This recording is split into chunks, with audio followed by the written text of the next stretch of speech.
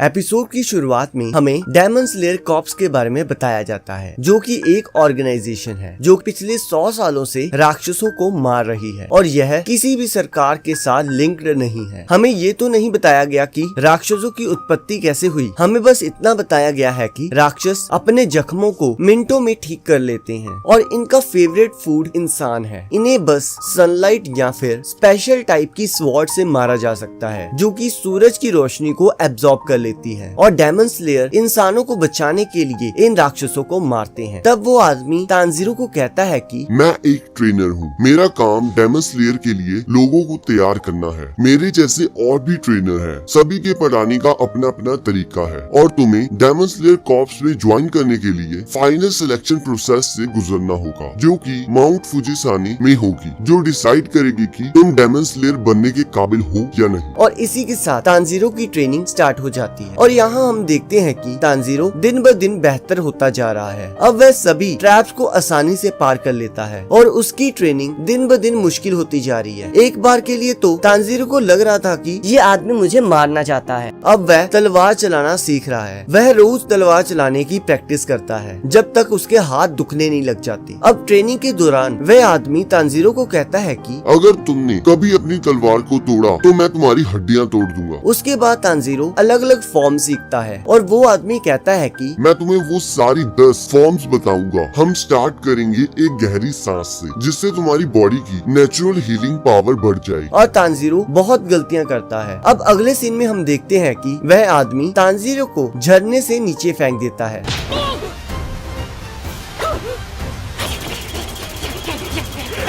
और अगले सीन में हमें पता लगता है कि नेजुको पिछले 6 महीनों से सोई हुई है, जिसका कोई भी कारण पता नहीं लग रहा। उन्होंने डॉक्टर को भी दिखाया पर कुछ पता नहीं लगा और तांजीरो कहता है कि मुझे डर है कि कहीं एक दिन मैं उठूं और नेजुको मरी हो। अब 1 साल बीत जाता है और वह आदमी तांजीरो को कहता है, मैंने अब तुम्हें सब कुछ सिखा दिया है, अब जो करना है तुमने करना है, जिससे पता लगेगा कि तुम अगले लेवल में जा सकते हो या नहीं। अब वह आदमी तांजीरो को एक बड़े पत्थर के पास लेकर जाता है और कहता है कि अगर तुमने इस पत्थर को 2 हिस्सों में काट दिया तो मैं तुम्हें फाइनल सिलेक्शन में जाने दूंगा। अब तांजीरो सोचता है कि कोई तलवार इसे 2 हिस्सों में कैसे काट सकती है और वह आदमी हवा में गायब हो जाता है। अब उस दिन के बाद तांजीरो रोज प्रैक्टिस करने लगता है और उस पत्थर को काटने की कोशिश करता है, पर फिर भी उसे किसी तरह की कोई भी सफलता हासिल नहीं होती। अब 6 महीने बीत जाते हैं पर अभी भी वो वहीं का वहीं है। तब हम देखते हैं एक और लड़का वहाँ आता है और तांजीरो को कहता है, तुम बहुत स्लो हो, कमजोर हो और इमेच्योर हो। मैं ऐसे लड़के को डेमन स्लेयर नहीं मानता। और वह तांजीरो को लड़ने का आह्वान देता है और कहता है, मुझे दिखाओ तुमने अब तक क्या सीखा है। और तब तांजीरो कहता है, तुम्हें चोट लग जाएगी। तब वह लड़का हंसते हुए कहता है, तुम्हें सच में लगता है तुम मुझे छू भी पाओगे। और वह तांजीरो पर हमला कर देता है और वह बताता है कि वह भी इस पत्थर को पहले काट चुका है। और यहाँ हम देखते हैं कि तांजीरो बुरी तरह पिट जाता है और वह लड़का कहता है कि तुमने 1.5 साल में कुछ नहीं सीखा, तुमने बस चीजों को याद किया है, पर तुम्हारी बॉडी अभी भी पहले जैसी कमजोर है। और वह लड़का तांजीरो को बेहोश करके